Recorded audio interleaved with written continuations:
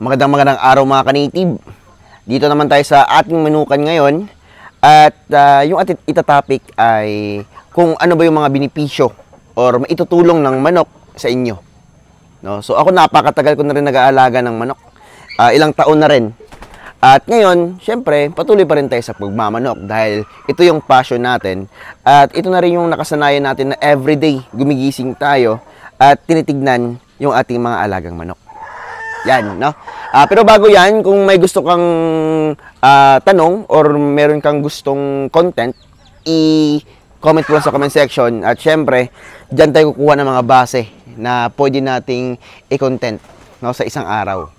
Kasi nga, ginagawa ko yung best ko para makagawa ng content. Yan, daily. Balik tayo sa ating topic, no? Ang benepisyo or yung maitutulong ng manok sa buhay ninyo. Yan. Ako pala ngayon, no, this month ay nakabook na po, fully book na po tayo this month sa production ng ating Rhode Island Red at saka sa ating Black Australorp. Ganyan po kalakas yung bentahan natin. Yan, sa Rhode Island Red at sa Black Australorp. Pero hindi naman lahat ng lugar, no, ay malakas ang ganitong klaseng manok. Yan. Malakas siya dito sa Mindanao.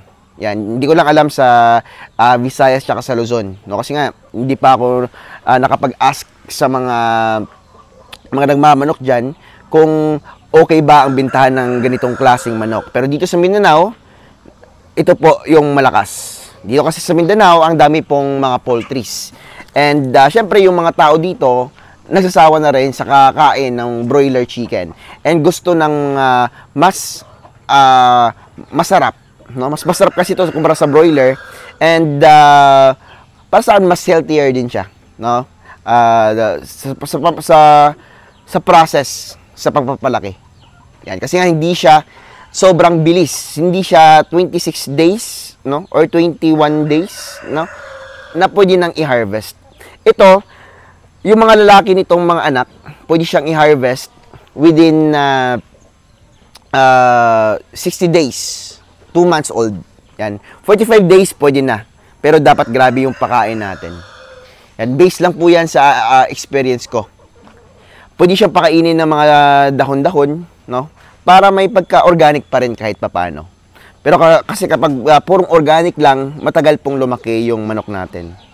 No, kasi lahat ng manok natin kapag halimbawa puro dahon lang yung pinapakain natin, no, organic lang lahat. Yan, mais. Medyo matagal yung harvest time sa meat production. So dito pala sa ganitong negosyo, no, ang dami mong magiging benepisyo.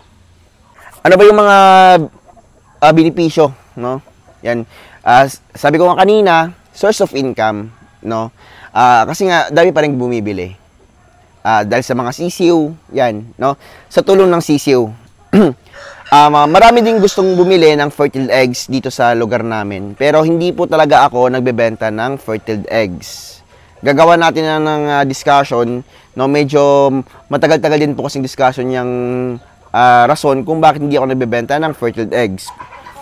Kung gusto niya kasi sure na yung pera ninyo, sisiw po yung bilhin nyo, wag po itlog. Dito naman tayo sa iba pang benepisyo. Siyempre, libre ulam. Kung halimbawa, may mga ekstrang lalaki kayo na mga hindi na nagagamit, no? Meron kayong mga medyo maliliit. Hindi naman kasi lahat ng anak nila ay 100% na malalaki, no? Meron talagang 2% or 1% na medyo hindi gaano kalakihan. Kaya mas maganda, yun po yung inyong gawing pang-ulam or pang-konsumo. Dito din po, dahil malalakas silang mangitlog, every 5 days may releasing kami ng sisiw, no? Every day, lahat sila, no? Halos lahat sila, lahat ng breeding pen na to, itong 4 na to, may ma-harvest ka talaga. Yan. Walang araw na mazizero kami dito. Dahil din po yan, syempre, sa pag-maintain natin sa kanila, no? Pag-deworm, pagbibigay ng vitamins, pagbibigay ng magandang feeds, no? Ganun po yung purpose ng ginagawa natin. Sabi ko nga, kapag minahal natin yung mga alaga natin, mamahalin din tayo. Susuklian tayo nila ng magandang produksyon, which is nagsisimula sa pangingitlog. Alam ko marami nasasayangan sa mga pagkain, no, or pagkain ng inyong mga itlog ng inyong mga alagang manok. No, kasi nga ako dati ganyan din po. Yung ginagawa ko lang para makakain ng itlog ng manok ko, kahit yung parang hindi masakit sa loob, no, ay ang pagkain po ng mga cracks. Yan, ito yung alpha dito. Yan. Yung alpha kasi dito sa breeding pen number 2, ayun, yung nagkasakit ng foul cholera, pero okay na siya ngayon. Within siguro 1 week or 2 weeks, makakabalik na siya dito. Now, balik tayo doon sa, sa pagkain ng crack na eggs. Hindi natin maiiwasan talaga, may mga crack eggs. So, paano makikita yung crack eggs? Bago namin niliload sa incubator yung mga itlog, kinakandel po namin yan. Kasi yung mga cracks na yan, pwede po sila yung mag-cause ng baho ng ating incubators. So, kapag ganon, iniiwasan po natin ayaw po natin yung mabaho sa incubator. No? Kasi nga gusto natin, paglabas ng mga chicks, healthy po sila.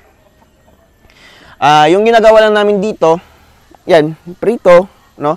Pero yung lifespan po ng mga crack eggs, medyo ilang araw lang, no? 1 week or 2 weeks, dapat makonsume na rin siya or malagay sa refrigerator. Kasi kapag hindi po nalagay yan, posibleng atakihin niya ng bakterya, pasukin ng bakterya, yung similya mismo, no? And syempre kapag nakapasok yung bakterya sa ating itlog, no? Mamamatay yung similya and babaho. Yun yung cause na nagkakaputukan yung itlog sa loob ng incubator. Hindi lang po sa incubator nangyayari yan, nangyayari din po yan sa natural na paglilimlim ng ating mga alagang manok. Marami pang benepisyo dahil nga itong mga manok natin, no, maraming naaakit. Yan, yung mga naakit, mga kapitbahay natin, kapag kailangan natin ng pangtustos, no, may emergency, may ibebenta agad natin sila. Yun nga lang, kapag tayo po mismo yung nagbenta, tayo yung naghanap ng buyer, yan, babaratin ka. No? Pero kapag si buyer yung naghanap sa'yo, medyo maganda yung presyo. Yan. Pero nakadepende yan, kasi nga hindi naman natin alam kung kailan magkakaroon ng emergency. Marami din nagsasabi sa akin, magastos talaga yung feeds, no? Actually, magastos siya, pero babalik din agad yung inyong pera, no? Kasi nga mangingitlog naman agad sila pagkabukas. Kapag sanay na po or meron na silang mga partners, yung mga Rhode Island Reds nyo. Pero kapag halimbawa, mahina yung market sa inyo, pakain na kayo ng pakain, that is the time na magbigay kayo ng mga alternative feeds. Daming alternative feeds, azola, damo, no? Kung wala pa talagang buyer. Pag lumalakas yung buyer sa lugar ninyo, that is the time na bumili kayo ng feeds na maganda. Yan. Pure feeds yung sa akin, no? Kasi nga may order akong this month, fully booked tayo. Yan. Ginagamit kong feeds ay Galimax 21. Minsan naman, V-Pro 4000. Yun po yung mga ginagamit kong feeds. Dalawang brands lang. Ito naman yung mga Black Australorps natin. Yan. Ang naka-fully book lang po ngayon sa akin ay ang anak ng mga Black Australorps natin at yung mga anak ng mga Rhode Island Red. No? Yung buyer natin ay taga-Canada. Yan. Maraming salamat po sa iyo, sir. No? Sa pagtangkilik dito sa mga manok natin. So, ginagawa namin yung best namin para gumanda yung mga similya namin. No? Nag-upgrade kami. Yan, tuloy-tuloy yung upgrade namin. December, no, nagbabalak na naman ako na kukuha ng mga roosters, mas magagandang bloodlines, no, na pwede nating makita. Kung hindi man, show type yung gagamitin natin. Yan, pang-upgrade. Sa Black Australorp, nagaganda na talaga ako sa Black Australorp natin. Kapag nag-show type ako, parang nag-low grade, parang malo-low grade siya. Kasi hindi lahat ng show type ay malalaki. Yung show type kasi na iba ay pandak. Unlike sa show type ng Rhode Island Red, mas nagagandaan ako. Kaya mayroon tayong show type dito. Siguro mas maganda yung exhibition type. Yan. Pero sa exhibition type naman kasi, ibang quality na at sobrang mahal na rin ng exhibition type kumpara sa show type. Kung di ako nagkakamali, no? May nagsabi kasi sa akin, iba talaga yung exhibition type and iba yung show type. Yung exhibition type, nakakita ko ng sample, pati yung babae, sobrang ganda talaga. Power na power. Yan. Sa show type, power siya, pero mas power yung exhibition type. No? Based doon sa nag-send sa akin ng information. Yan, matagal na rin yun. So, yun na naman yung mga benefits nyo. Siyempre, pagbenta ng Penoy, no? Yan. At, yun nga, nakaka-refresh din po siya sa isip. Yan. Magiging relax kapag ang dami yung alaga. Pero dapat kaya nyo rin silang alagaan. Huwag po kayong mag-alaga, no, na hindi nyo kayang pakainin. No? So, dapat talaga, may budget din po kayo. Sabi ko nga sa inyo, magparami kayo kung marami na ring buyer sa lugar ninyo or sikat na rin yung manukan ninyo.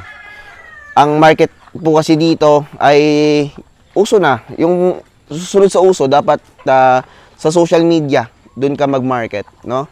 Mas maganda yung manukan mo, yan, mas maganda yung breeders mo, syempre, mas madami din po yung o-order sa inyo. Yan, yan no? Si Boss Ibosing, yan, nagpapalit siya ng tubig, which is ginagawa namin yan para po maganda yung pagkain din ng manok, no? Mas fresh yung water, mas malakas silang uminom, mas mabilis matunaw yung pagkain at kakain na naman sila. Mas maraming nutrients yung napupunta sa kanilang katawan.